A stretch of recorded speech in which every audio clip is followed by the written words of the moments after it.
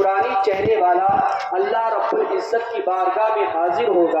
اور حاضر ہو کر کے فریاد کرے گا، مولا فلاں بندے نے میری عزت نہیں کی، میری تعظیم نہیں کی، میرا احترام نہیں کیا، لہذا تو اسے جنت عطا نہ کرنا، تو اس کی بخشش و مغفرت نہ فرمانا، تو اس کو جنت میں نہ ڈالنا۔ تو اس طریقے سے وہ بندہ اللہ تبارک و تعالیٰ کی بارگاہ میں احتجاج کرے گا۔ اللہ تبارک و تعالیٰ فرمائے گا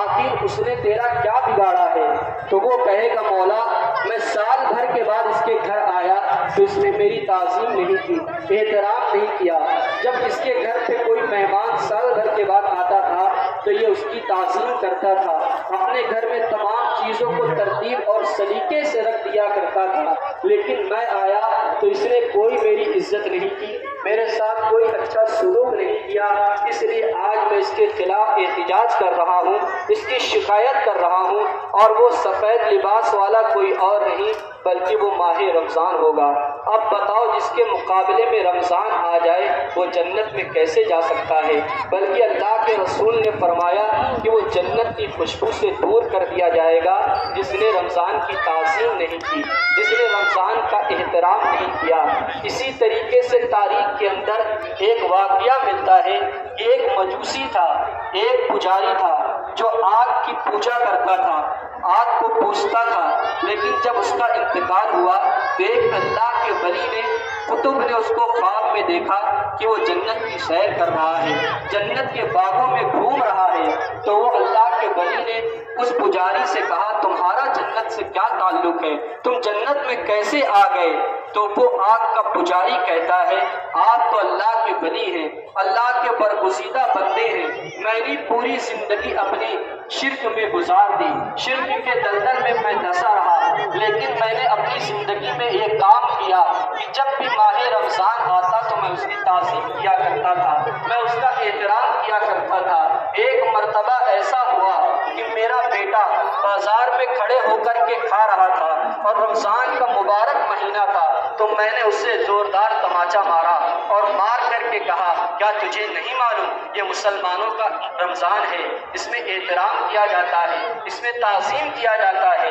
جب میں نے اس سے یہ کہا تو اس نے کھانے پینے کی چیز کو پھینک دیا اور پھر اس نے کبھی بھی رمضان میں کچھ نہیں کھایا۔ اور میں اگرچہ مشرک کافر ہوں لیکن جب بھی رمضان آتا تھا تو میں مسلمانوں کے سامنے کچھ کھاتا پیتا نہیں تھا۔ اس کا صلہ مجھے یہ ملا کہ جب میرے موت کا وقت قریب آیا تو ایک نورانی چہرے والا میرے پاس آیا اور آ کر کے اس کے ہاتھ میں جنت کی خوشبو تھی اور کچھ نعمتیں تھی، اس نے مجھے دکھایا تو میں نے اس سے کہا یہ مجھے عطا کر دو، تو اس نوجوان نے کہا یہ اس کو ملا کرتا ہے جو اللہ پر ایمان لاتے ہیں، جو اللہ پر ایمان لاتے ہیں یہ ان کو دیا جاتا ہے جن کا خاتمہ ایمان پر ہوتا ہے۔ اس مجوسی نے کہا اتنا سننا تھا، میں نے فوراً کلمہ پڑھا اور کلمہ پڑھ کر مسلمان ہو گیا۔ چند لمحوں کے بعد میری آنکھ بند ہوئی، میرا انتقال ہو گیا، لیکن جب میں اٹھایا گیا تو ایمان والوں کے ساتھ اٹھایا گیا۔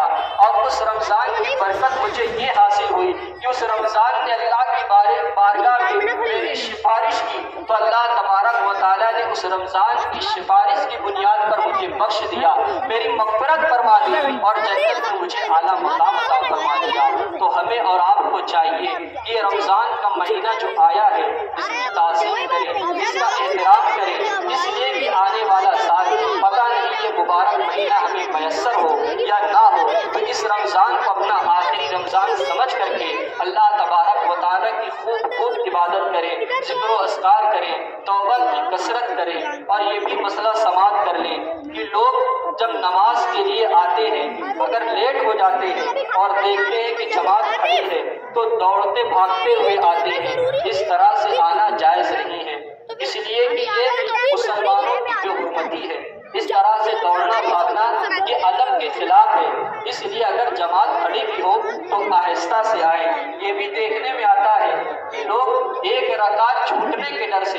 فوراً شامل ہو جاتے ہیں اور پھر نیت باندھنے کے بعد اپنی آستین وغیرہ ٹھیک کرتے ہیں، اس طرح سے کرنا بھی ناجائز و حرام ہے، اس لیے کہ جب جماعت کے لیے آپ کھڑے ہو اپنے کپڑے کو پہلے ہی درست کر لیں، اس لیے کہ جب کسی کی بارگاہ میں جاؤ، کوئی بڑا انسان ہو، تو جب ہم دنیا کے کسی انسان کے پاس جاتے ہیں، کوئی بڑے مرتبے میں ہو، تو اپنے کپڑے کو اچھا دیکھ کر کے صحیح کر کے جاتے ہیں، آستین چڑھا کر کے اس کے سامنے نہیں جاتے، یہ ادب کے خلاف ہے۔ تو پھر تو ہم قادر و قیوم کی بارگاہ میں آ رہے ہیں، جس کی قدرت میں سب کی جان ہے، سب اختیار ہے، اس کی بارگاہ میں آ رہے ہیں، تو پھر یہ کس طرح سے آ رہے ہیں؟ ایک طرف آستین چڑھی ہوئی ہے، پینٹ چڑھی ہوئی ہے، اور اسی طرح سے آ کر کے حاضر ہو جاتے ہیں۔ اس طرح سے اگر آستین اڑی ہوئی یا پینٹ کی آستین اڑی ہوئی تو آپ کی نماز نہیں ہوگی، یہ مکروہ تحریمی ہے، نماز دہرانا واجب ہے۔ اس طرح سے آپ نماز پڑھتے رہے، سجدہ کرتے رہے، آپ کی نماز قطعی قابل قبول نہیں ہوگی۔